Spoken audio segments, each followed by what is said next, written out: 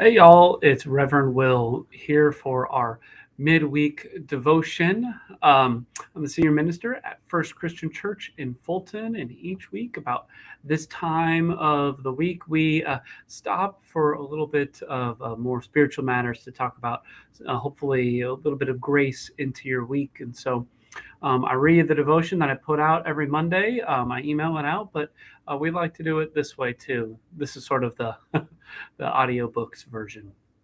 So we'll get right into it. At this point in Lent, it's a week after Ash Wednesday. I'm usually starting to feel really good about myself. Whatever I've decided to do or not do for Lent is still going strong.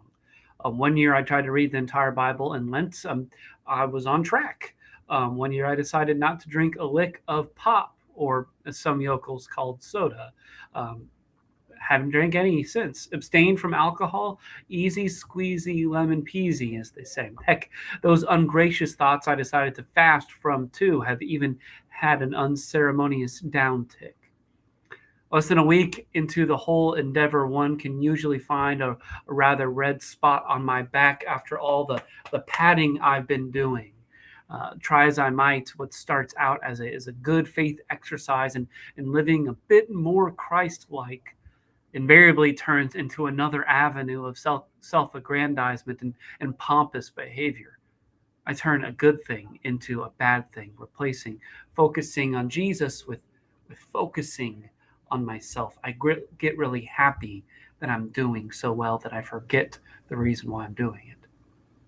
There's a reason why Jesus, in his Sermon on the Mount, which is always a sign for Ash Wednesday, told those who would listen, he said, when you give to the poor, don't let your left hand know what your right hand is doing, so that you may give to the poor in secret. We give in secret. We pray in secret. We fast in secret because as soon as it is no longer a secret and it's released into the world, our actions become a tool for our own self importance. However, even if I don't tell anyone, I still know. And I still feel good about what I'm doing, hoping and knowing God will be pleased with me. Really, I'm just comparing myself to those other Christians who aren't as awesome as I am. They didn't give anything up, they just gave up something that they shouldn't be doing anyway. They might not know there is a measuring stick, but that doesn't mean I don't have one anyway. Of course, there will come a time when the patting on the back will stop. I missed too many daily Bible readings to catch up. That year, Ezekiel did me in. Or I absent-mindedly order and drink pop at a restaurant.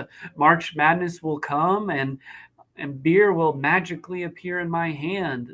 Someone will cut me off and I'll tell them where they can stick their turn signal. I'll fail, in other words. I know I will. And here's the thing. Even if I don't go through with the action, even if I don't go through and do the thing I gave up for Lent, the fact that I wanted to is enough. I'm back at square one, stuck with my inability to do the things I know that are good for me. Paul says, I don't know what I'm doing because I don't do what I want to do. Instead, I do the thing I hate. Failure, in other words. And failure is a kind of death.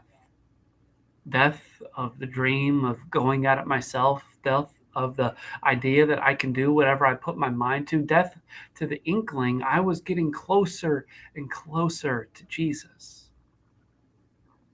To which I say, good. As Robert Capon said, Jesus came to raise the dead, not repair the repairable, correct the correctable, or improve the improvable. Just to raise the dead, and nobody but the dead. Nothing is all he needs for everything. Jesus comes to raise the dead, the failures, from their ash heaps into new life. So don't take yourself too seriously if you're going strong in your Lenten game right now, but don't also get too upset if you've already fallen off the bandwagon. Those are just the type of people Jesus came for. People like you and people like me.